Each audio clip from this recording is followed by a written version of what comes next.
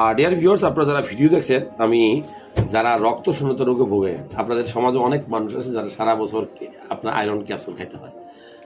আসলে রক্ত শূন্যতা রোগটা কেন হয়? আপনি খাওয়া দাওয়া কম করলে হয়। আপনার পেটে যদি কৃমি থাকে, কৃমির ওষুধ না খান হতে পারে। মা বোনদের পিরিয়ডের সময় অনেক বেশি ব্লাড ভাঙলে হতে পারে, ডেলিভারির সময় অনেক ব্লাড লস হতে পারে।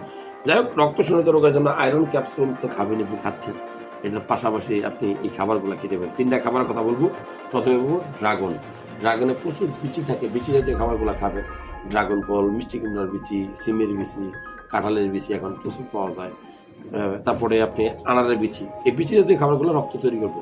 এছাড়া কলা খাবেন। আপনি যে এরকম বাংলা কলা খেতে পারেন, পাকা, ডেলি 1-2টা। অথবা আপনি কিন্তু অনেক কলা দিয়ে তরকারি খাই আমরা, তরকারি কলা ভর্তা, কলার ঝোল খুব গুরুত্বপূর্ণ। এছাড়া আপনি কি খাবেন? ডেইলি 2-3টা খেজুর খাবেন। এই খেজুর কিন্তু আপনার শরীরে রক্ত তৈরি করবে, ক্যালসিয়াম তৈরি করবে, অ্যান্টিঅক্সিডেন্ট তৈরি করবে, ভিটামিন দিবে। এই যে 3টা খাবার, এই 3টা খাবার পাশাপাশি কিন্তু আপনি লাল শাক খেতে পারেন, বিটরুট খেতে পারেন, ঠিক আছে, কলিজা খেতে পারেন, আপনি ডিমের কুসুম খেতে পারেন, মাছের ডিম খেতে পারেন। আর সবচেয়ে গুরুত্বপূর্ণ যে কচু শাক, লাউ শাক, পালং শাক, পুঁই শাক, কলমি শাক, যে কোনো সবুজ শাক সবজি আপনি খাবেন, আপনার শরীরে রক্ত তৈরি হবে।